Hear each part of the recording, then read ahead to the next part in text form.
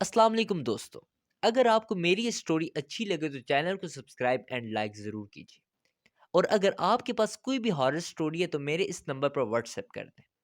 آئیے آج کی سٹوری شروع کرتے ہیں۔ میرا تعلق حیدرآباد کے علاقے اسلام آباد کے نزدیک ٹنڈو یوسف قبرستان سے ہے۔ ہمارے علاقے کے وہاں ایک دکان بہت پرانی اور قدیم تھی جو سالوں سے بند پڑی تھی۔ پھر ایک میرے دوست نے وہ دکان لی۔ مالک اس کا دکان سے دور رہتا تھا۔ کافی میرے دوست نے اس دکان میں روٹیوں کا تندور کھولا۔ اس دکان کی یہ خاصیت تھی، وہ دکان شروع میں تو بہت اچھی چلتی، پھر ایک دم کام بہت سلو ہو جاتا ہے۔ میرے اس دوست نے وہ دکان اچانک چھوڑ دی۔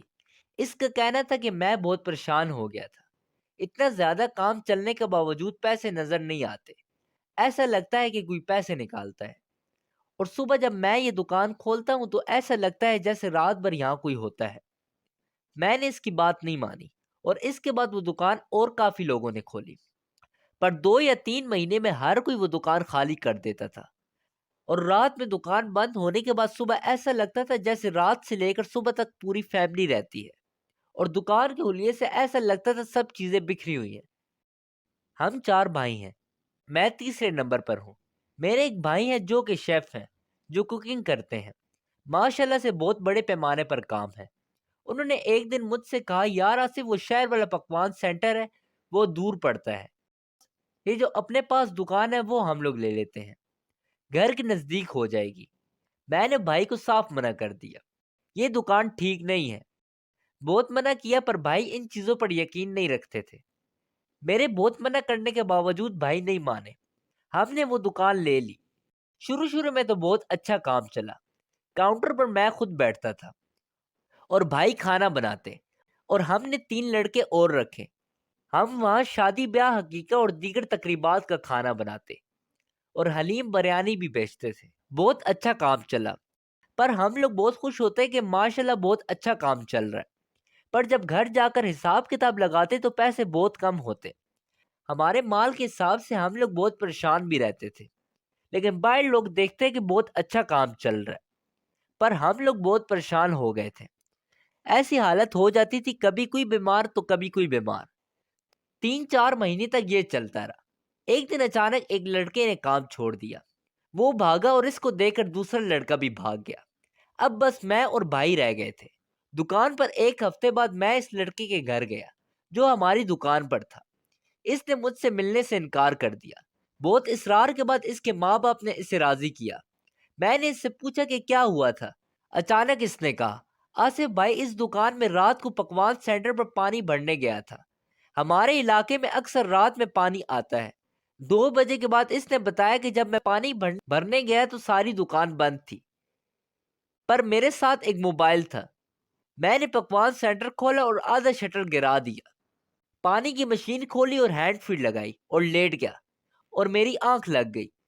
اچانک میری آنکھ کھلی تو میں نے دیکھا کہ ایک لمبا سا آدمی، خوفناک شکل، اور اس کے ساتھ 2 چھوٹے بچے بھی تھے، اور وہ بھی بہت زیادہ خوفناک تھے، اور ایک عورت نما چڑیل میرے ساتھ کھڑی تھی، اور انہوں نے میرا گلا پکڑ لیا۔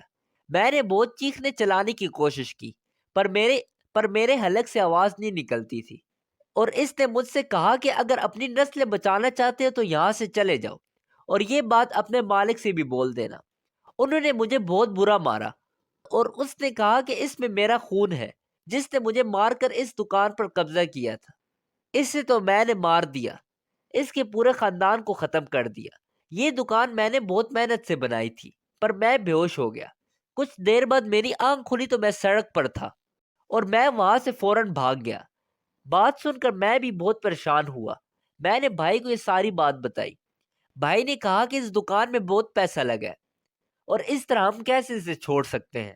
لیکن بھائی کے ایک دوست عالم ہیں۔ ایک رات بھائی عالم کے ساتھ وہاں آئے، یہ دیکھنے کے لیے کیا ماجرا ہے۔ رات کے 2 بج گئے۔ دکان میں اور عالم صاحب تھے۔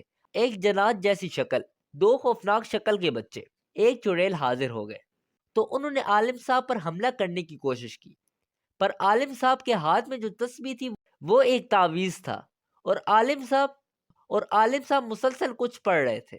اس دن کا حملہ ناکام جا رہا تھا۔ میں یہ سارا منظر اپنی آنکھوں سے دیکھ رہا تھا۔ میرے رونگٹے کھڑے تھے، اور ایسا لگ رہا تھا میرے پاس زبان نہیں ہے۔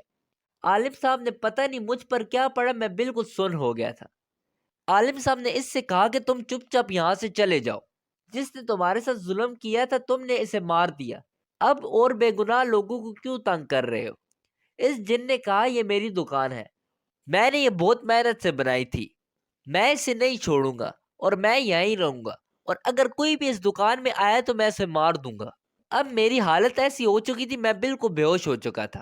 جیسی جن نے یہ کہا تو ان سارے جناتوں نے عالم صاحب پر حملہ کر دیا، پر عالم صاحب کو کچھ اثر نہیں ہو رہا تھا، پر عالم صاحب کے سارے کپڑے خون میں بھر گئے، یہاں تک کہ میری دکان بھی پوری خون سے بھر گئی تھی۔ جو ان کے ہاتھ میں تعویذ تھا وہ کاٹا، اور ان کے ہاتھ میں ایک چھوٹی بوتل تھی، اس میں دم والا پانی ڈال کر ان کے اوپر ڈالنا شروع کیا۔ وہ چاروں اس پانی کی گرتی زمین پر بیٹھ گئے، اٹھنے کی بہت کوشش کی پر اٹھ نہیں پا رہے تھے۔ پھر عالم صاحب نے ایک کانچ کی بوتل نکالی، بیگ سے ایک تعویذ اور ایک چھوٹی بک نکالی جس پر عربی زبان میں کچھ لکھا تھا۔ عالم صاحب وہ زور زور سے پڑھنے لگے، اور وہ کانچ کی بوتل نیچے رکھ دی اور زور زور سے پڑھتے رہے۔ اچانک اس بوتل میں خود بخود خون جمع ہونا شروع ہو گیا اور وہ بوتل فل ہو گئی۔ پھر عالم صاحب نے اسے بند کر دیا اور مجھے ہوش میں لا کر وہاں سے چلے گئے۔ 3-4 دن بعد ہم نے اس دکان کی صفائی کی۔ دکان کا ایک کونا تھا جو بہت پرانا تھا، اس میں ایک بڑا سا سوراخ تھا، اسے میں نے کھودا تو اس میں بہت سارے پیسے تھے۔ پھر مجھے یاد آیا کہ یہ وہی پیسے ہیں جو ہماری دکان سے غائب ہوتے تھے۔ میں نے وہ سارے پیسے نکال کر عالم صاحب سے پوچھ کر اسے مسجد میں دے دیے۔ آج اللہ کا شکر ہے میری دکان بھی اچھی چل رہی ہے، اور اس دکان میں بھی اب کچھ نہیں، اب سب اچھا چل رہا ہے۔ اگر آپ کو میری یہ سٹوری اچھی لگی ہے تو چینل کو سبسکرائب اینڈ لائک ضرور کیجیے۔